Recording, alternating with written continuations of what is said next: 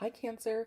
All right, we are going to talk a little bit about your personal creativity style and what we can do to get you to a place where you can stay motivated, stay inspired, and amplify what you're already good at and mitigate anything that could use some support, okay? So, you are a cardinal sign, you're a water sign, and you are governed by the moon. Oh, the inconstant moon. You inhabit or occupy the fourth house in the zodiac of home, hearth, and domesticity. No matter your gender, you're considered the mother of the zodiac. And as storytellers and world builders, you all can really handle any genre, but you kind of tend to thrive in slice of life and nonfiction. You're best at exploring and expanding on your intuition, nostalgia, and emotional literacy. Your influences are vast and they include writers and musicians from across the space time continuum dating back to antiquity.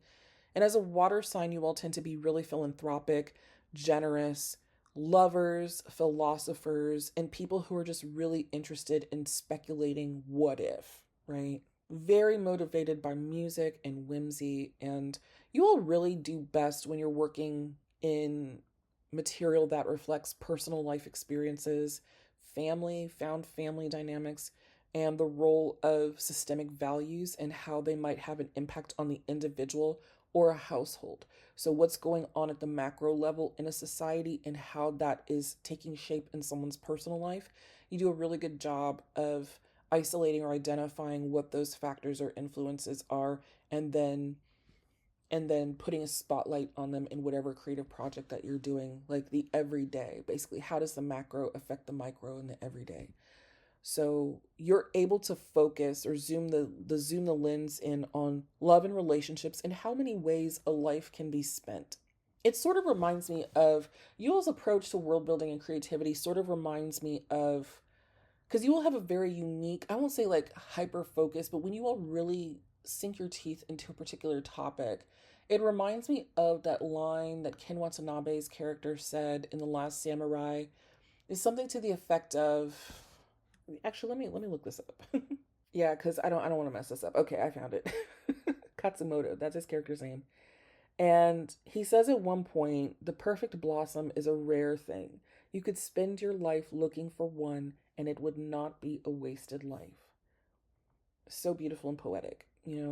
That's kind of you all's directive. Like you spend your life looking for the perfect cherry blossom in the world that you're building and how to share it with other people. Like what's the best platform? What's the best outlet? So framing like what is this going to look like when I present it to other people?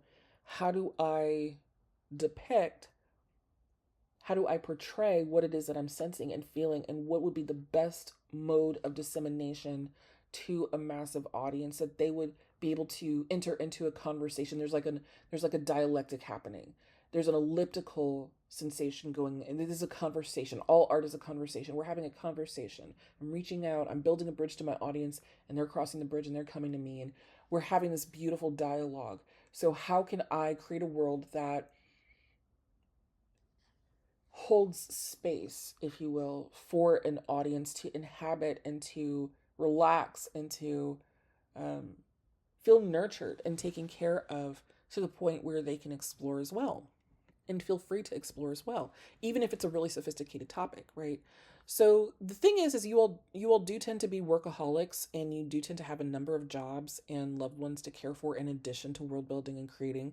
So finding time to let the muse do their thing, making time is your Achilles heel.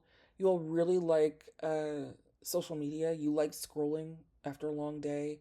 I think that, a lot of you all might be prone to bed rot. When you've had a long day and just kind of scrolling and living vicariously through other people, so you want to watch out for that. Living vicariously through other artists for inspiration. And that can happen to the point where you sort of lose yourself and not in an 8 Mile kind of way because that song is about generating, right? Losing yourself, I'm saying like you just don't know where your work starts and someone else's stops or vice versa, or what you would actually have to contribute at that point because you're consuming. you're consuming other people's influences too much. So you kind of have to watch out for that, oversaturating your imagination with outside influences when you could be working. Because you're actually very easily inspired by other people. It's like, oh my gosh, I really want to, oh, I wish I had that kind of budget, or I wish I could do something like that, as opposed to like going out and doing the thing. Sometimes you guys can be guilty of just like getting wrapped up into your screens. And don't feel bad about it. Everybody does it to some degree. For instance, the United States is a Cancer. I have a Cancer placement, and it's my Mars placement, and I'm very guilty of that as well. But in order to mitigate that, I have a special like I have special time periods where I allow myself to scroll. It probably amounts to maybe an hour a day of scrolling, and I break it up around like meal times. So around lunchtime, I let myself scroll and just kind of like veg out to whatever's on the screen. And around dinner time, I let myself. So it's like half an hour. And then that's it. I'm generating material, or I'm researching, or I'm working out or whatever, working or working out, or reading, or researching, or doing something that's pertinent to the world that I'm building. And I don't let myself have too much access to what other people are doing when I'm in creative mode. When I'm on break, when I'm on hiatus, though, I just let it all in. But I have to give myself boundaries and parameters, because I will disappear down that rabbit hole as well. So I totally understand that sometimes you guys can kind of lose yourself in the sauce a little bit. But what that does is that can sort of rob you of your motivation, and you can run out of steam before you even start the project, before you even start getting going. It's like there's so many other outside influences. You want to just kind of avoid that, or watch out for that tendency. And just make sure that when you're in the mix, when you are in the middle of the creative process, that again, that you give yourself criteria and deadlines as a cardinal sign. This is really important for you to finish. Even if you're not working for anybody else, it's just something that you want to do that you love. If you give yourself a deadline, like I need to finish this by this point over here, that would be a really good way to, one, start taking yourself really seriously as a world builder, and offer yourself little milestones along the way to rest and recharge, so your ideas stay fresh and you stay motivated. So your Story World Oracle card is the Dreamer card. That is a dialogue with a contemplative thinker drawn to speculation, wonder, and knowledge.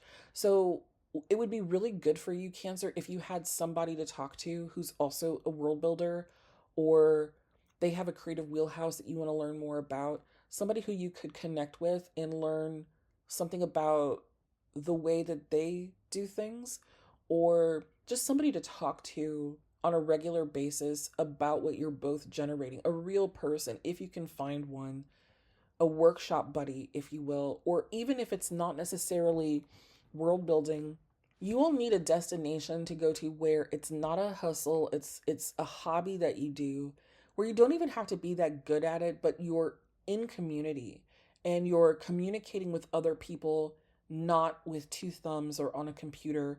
It could be that you take a sewing class, or you learn how to embroider, or watercolor, or you know rock climbing, or hiking, or whatever it is. You making room for that with somebody else who's an expert, but it's not necessarily, it could be related to the world that you're building and whatever you're crafting over there, but it could just be like you go to this little painting class once a week, or once a month even. Whatever it is, it's activating the part of you that needs to have, in real time, a book group even. That would be fine too, as long as it's not online, if at all avoidable. Like, you want to be able to do this in real life and show up in person, where you're having conversations with classmates or a cohort of other learners, where you all are talking about something that may or may not be related to the world that you're building, but you just want to get in the habit of generating in general. You need to kind of focus on practicing a habit that is, it may be unrelated to what it is that I mean, it doesn't have to be, but there should be somebody better than you in that field that who you can learn from, and other people who are also learning with you at the same time. And that will help you feel really productive and apply that same focus and that same attention and that same sense of achieving different milestones that will light up the reward centers in your brain really well and make sure that the world that you are building for yourself stays consistent and stays inspired and invigorated. And you never know who you're going to meet. I mean, it could be you all could take a Tai Chi class, you go to the gun range. I don't care what it is. Go find somebody who's better than you at doing something. Make room for this is a hobby with a purpose. Make room for that dynamic in your life and watch how your world starts to thrive. Okay? All right, you guys, I hope you all found this useful, and I'll speak to you again soon. Peace.